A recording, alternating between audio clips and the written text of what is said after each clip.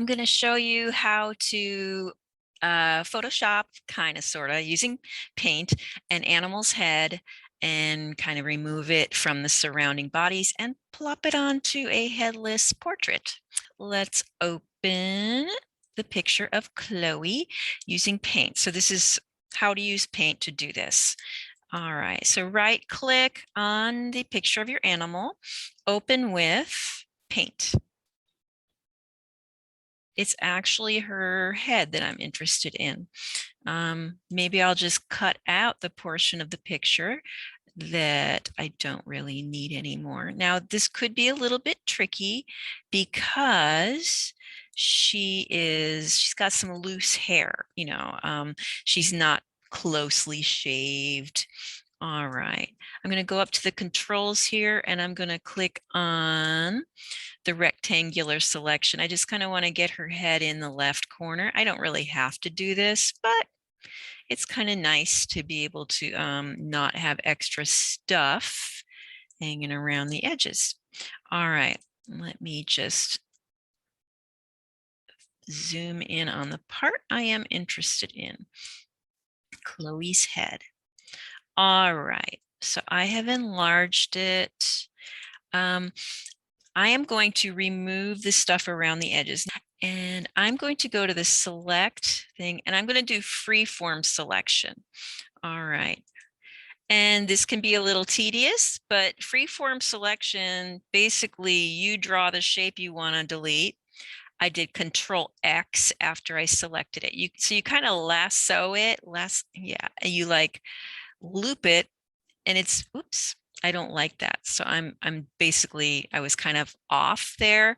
So let me do it in a lighter area where you can see. And I just basically, and this can take a little while, I'm going to loop an area that I want to delete. You just kind of end up back at the beginning. Then you Control X. All right. And that chunk is gone. And you might be thinking, oh my dog, this is going to take a while. Yeah, it can take a while. I'm going to do kind of a fast job at it just because this is like a how-to video. If you have hair that's kind of like hanging loose, it's better to cut off too much of the dog than not enough, because I don't want those dark background things hanging around. Now, if the picture I'm going to put her on, the headless portrait I'm going to put her on is, a dark color, then it's not so bad to have dark backgrounds. But, I want to kind of keep my options open so that I can plop Chloe's head on a variety of portraits. So I'm going to just grab this whole big chunk here. Oops. And Control X. All right. I don't like this darker color here. Now, even after you plop the animal's head on the headless portrait, you can use some tools to touch up your picture and get rid of any visible colors that really don't belong there in the background. All right, so you don't have to be perfect.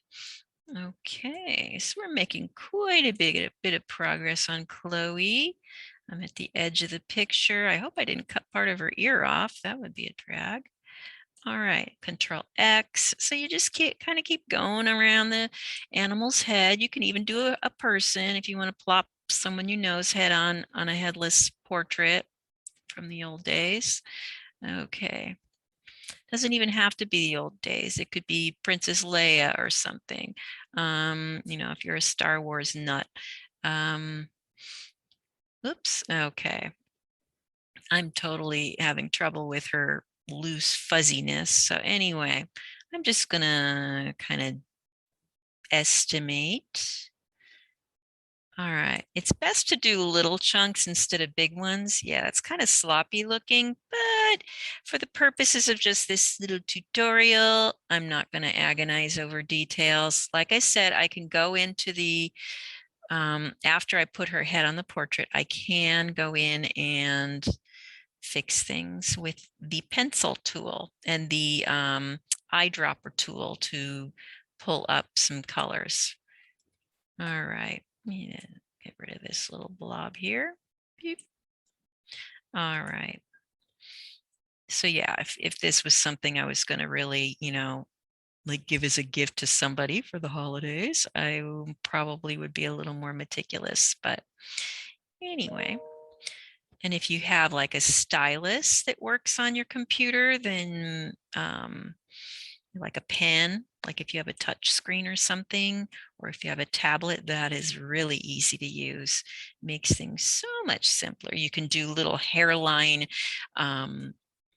changes, and you can even add the wispy hair later. Okay.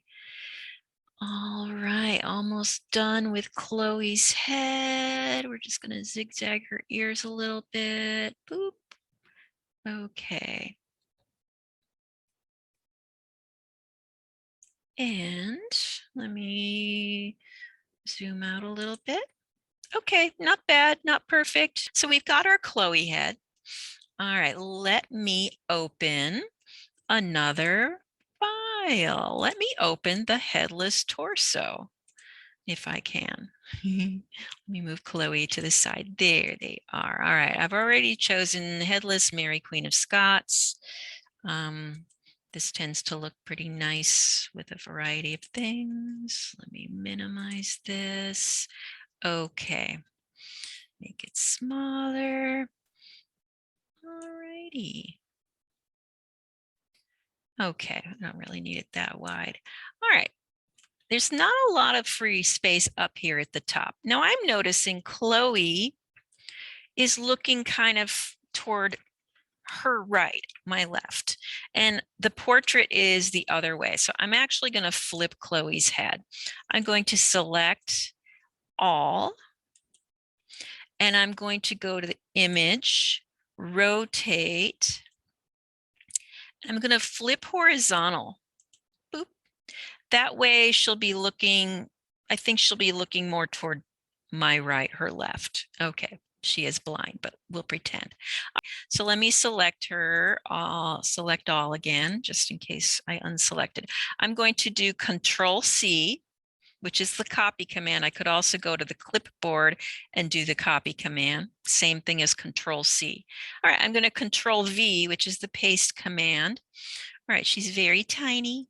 I'm going to, actually, before I do that, I'm going to just kind of move her into position here. Oh, she needs to have a bigger head.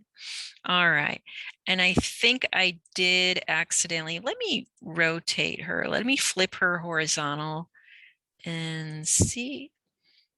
It's hard to say. Let me do transparent selection. Go to select, transparent selection to get rid of that white box.